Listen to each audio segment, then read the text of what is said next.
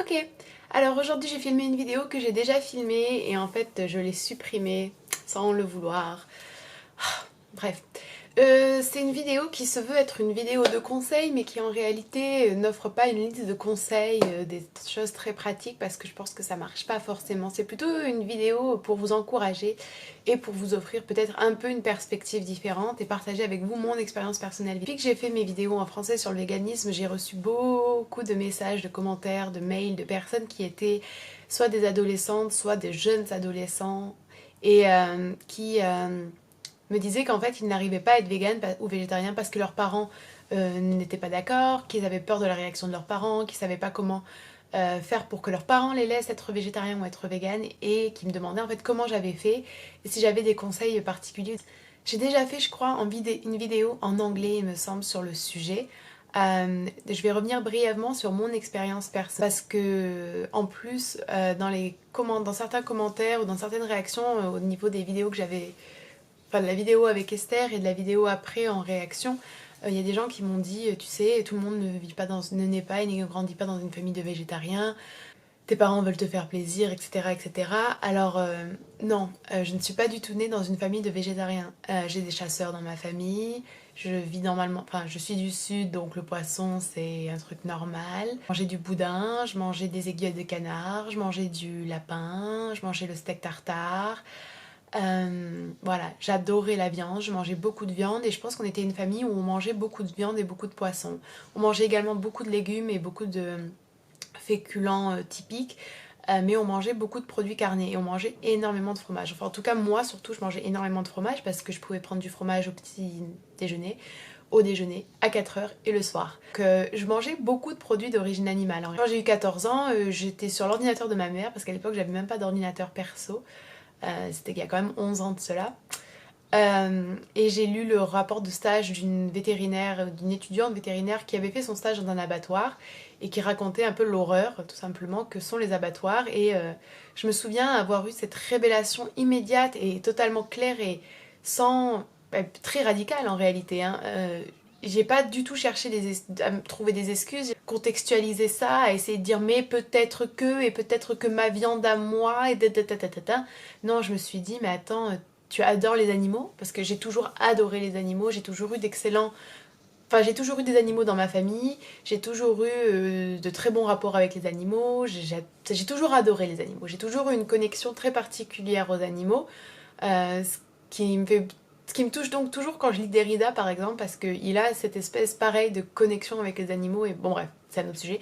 Bon, j'ai adoré les animaux et je me suis dit, mais attends, tu adores les animaux et tu les manges? Et en fait, c'était la première fois que je faisais le lien pourtant tellement logique entre les animaux et la viande.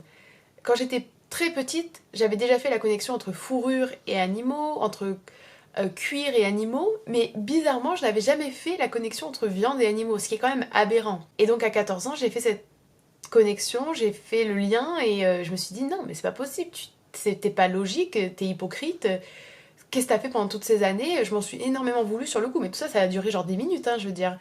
Et je me suis dit, mais c'est fini, tu arrêtes. T'as pas le droit. En plus, pour qui tu te prends? Ces animaux sont pas c'est pas des objets, ils sont même pas à toi. Enfin, de quel droit tu penses que tu peux les manger? C'était juste avant le dîner. Donc je vais m'asseoir à table et je dis à ma mère et à mon père que bah, je mange plus de viande à partir de maintenant. Pas du tout passé comme une lettre à la poste. Hein.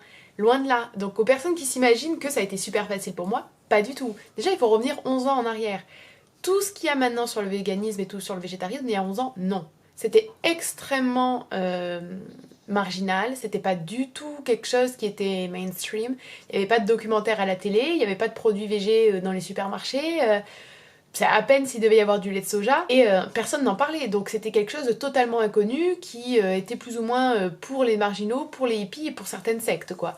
Donc mes parents n'ont pas du tout apprécié et il s'en est suivi de longues euh, période, je pourrais plus trop vous dire parce que c'est il y a longtemps quand même, mais de conflits, mais de très gros conflits. C'est-à-dire que j'ai sauté des repas, j'ai refusé de manger, j'ai dû repousser très violemment quelques assiettes, j'ai dû crier, on a dû avoir des disputes.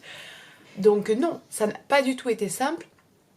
Et c'est pour ça que quand on me demande des conseils, en fait, je me sens toujours un peu gênée dans une situation délicate du fait que pour moi, euh, Les enfants devraient être respectés dans leur choix. Les parents ont finalement accepté, mais ils ont accepté parce que je n'ai pas cédé. J'ai été extrêmement ferme, extrêmement radicale, j'ai été très ouverte aussi à la communication, je leur ai montré des vidéos, je leur ai montré des articles, on en a parlé. Et ils ont finalement accepté. Pour moi, de manière, il n'était pas possible qu'ils n'acceptent pas.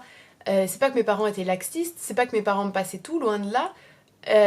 Mais je comprenais pas pourquoi on me refusait le droit de choisir ce que je mangeais, pourquoi on me refusait le droit d'avoir mes idées, mes opinions et de réfléchir par moi-même. En fait, je pense que quand on fait des enfants, on fait ces enfants pour qu'ils s'épanouissent, pour qu'ils développent leur esprit critique, pour qu'ils réfléchissent par eux-mêmes, et pas pour qu'ils reproduisent forcément exactement nos schémas à nous, nos modes de vie et nos systèmes de pensée. C'est vrai que pour moi, le conseil que je donnerais, en fait, c'est pas forcément d'aller au conflit avec vos parents, mais c'est de comprendre que vous avez le droit d'être respecté dans vos opinions, dans vos décisions.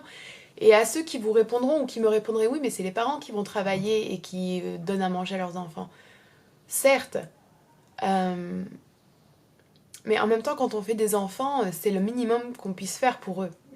Et c'est pas quelque chose qu'on devrait ressortir comme attends, je te donne à manger, donc mange ce que je te donne.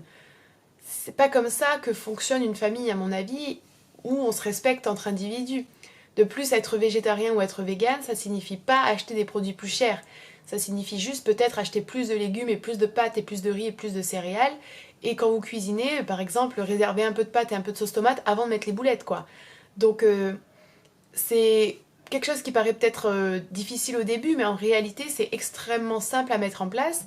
Et la plupart des ados ou des enfants qui veulent être végés ou qui veulent être véganes sont tellement animés par ce désir qu'ils sont prêts à aider et à cuisiner pour eux ou à être beaucoup plus autonomes. Donc au niveau financier, il n'y a pas de différence parce qu'il n'y a pas besoin de substitut, contrairement à ce qu'on pourrait vous dire, à part la B12.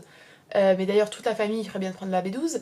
Et ça ne demande pas au point de vue logistique de gros changements. Et si vous mangez que de la viande ou que des produits carnés, là, de manière, il y aura des gros problèmes de santé. Donc si dans votre famille, ça pose problème parce que vous mangez que ça, ce serait bien justement de pouvoir montrer à vos parents que c'est vraiment quelque chose qui est très nuisible, très nocif à la santé, que donc ce serait bien d'incorporer des fruits, des légumes, des céréales, des légumineuses, des pois, des haricots, etc. Et c'est sûr qu'on doit le respect à ses parents, comme on doit le respect à tout individu. On doit le respect à ses parents d'autant plus s'ils s'occupent bien de vous. Mais les enfants ne sont pas les choses des parents, les enfants ne sont pas des êtres inférieurs. Je pense qu'on vit encore quand même dans une espèce de vision de l'enfant comme un être inférieur qui peut pas décider par lui-même, qui peut pas raisonner, et qui jusqu'à ce qu'il ait 18 ans doit se conformer à la règle parentale. C'est pas ma vision de l'éducation, c'est pas ma vision des relations enfants-parents. Pour moi, c'est un échange permanent qui est souvent beaucoup plus dans le don de la part du parent, parce que le parent a plus d'expérience, a plus de connaissances, mais les enfants peuvent également apporter énormément aux parents. Et c'est pas un refus, c'est pas un rejet de tout ce que le parent a apporté jusque-là. C'est pas un rejet de l'éducation, c'est pas de dire tu m'as mal nourri, tu m'as mal éduqué. Il n'y a pas de raison pour le parent de se sentir rejeté ou d'avoir honte. Moi, quand je suis devenue végétarienne, c'était pas une manière de dire à mes parents vous êtes nuls, vous avez mal fait jusque-là. C'était pas du tout ça. Je reconnaissais le fait qu'ils m'avaient donné à manger, qu'ils s'occupaient de moi, qu'ils m'aidaient, qu'ils étaient là pour moi. Tout ce que mes parents, j'adore mes parents, et mes parents sont des personnes extrêmement, je pense, ouvertes en réalité, et très intelligentes et tolérantes. Mais c'est juste que eux aussi étaient pris dans un ensemble, en fait, un espèce de conditionnement qui est à l'échelle de la société. Donc c'est pas juste les parents et c'est pas une critique des parents pour leur dire vous êtes nuls, vous pouvez pas penser par vous-même, etc. C'est pas du tout ça. Et s'il y a des parents qui regardent cette vidéo, j'ai vraiment envie de vous dire soyez fiers de vos enfants, soyez fiers du fait qu'ils puissent penser par eux-mêmes, qu'ils puissent se renseigner, qu'ils puissent prendre de telles décisions et qu'ils se sentent concernés par ce qui touche la planète et d'autres espèces vivantes et animales. Et donc, aux adolescents et aux enfants, j'ai pas de conseils totalement pratiques. Oui, ne coupez pas la communication. Oui, informez-les, montrez-leur les vidéos, les articles, les livres. Achetez-leur des livres s'il le faut. Proposez de regarder un documentaire en famille. Mais mon premier conseil, c'est vraiment ne persévérer. N'abandonnez pas. C'est en montrant que vous êtes tenace et que vous êtes constant, pardon, et que vous y tenez vraiment, que vous allez obtenir gain de cause, à mon avis. Et il ne faut pas hésiter à ne pas vous laisser marcher sur les pieds parce que vous êtes un individu. Certes, vous êtes un enfant, mais vous êtes un individu avec votre propre liberté, votre propre libre arbitre et votre propre faculté de décider à décider. Donc je suis toujours voilà, un peu embêtée quand on me demande ça, donc je fais cette vidéo parce qu'on me l'a beaucoup demandé, mais c'est plus pour vous encourager, pour vous asseoir dans votre rôle d'individu pensant, actif et dans votre rôle de sujet. En tant qu'individu, on sera toujours les enfants de ses parents, mais ça se module de façon différente et c'est un échange. Vous voyez, on donne, on reçoit, on apprend, on libère des deux côtés. Et je pense qu'il faut pas avoir peur des conflits parce qu'en même temps les conflits c'est aussi quelque chose de normal dans une famille, c'est quelque chose de normal dans toute communauté ou dans tout microcosme en fait. Je dis pas qu'il faut aller au conflit, mais des fois il faut pas en avoir peur non plus, il y a des choses qui valent la peine de se battre pour elles. Vous voyez, ça a commencé avec beaucoup de conflits chez moi, mais maintenant ça en est à un point où c'est quelque chose de totalement normal et mes parents ne mangent... Mon père, c'est un peu différent, il mange sûrement du poisson de temps en temps et quelquefois des produits laitiers, mais ma mère est quasiment végane, ma sœur est végane, et beaucoup de gens que je connais sont végétariens ou véganes. Et pourtant au début, rien ne laissait présager ça. Donc il ne faut pas baisser les bras, il ne faut pas vous laisser infantiliser de trop. Et aux parents, si jamais, je doute, mais si jamais il y a des parents qui regardent cette vidéo, comme je l'ai dit, on a des enfants, je pense, pour les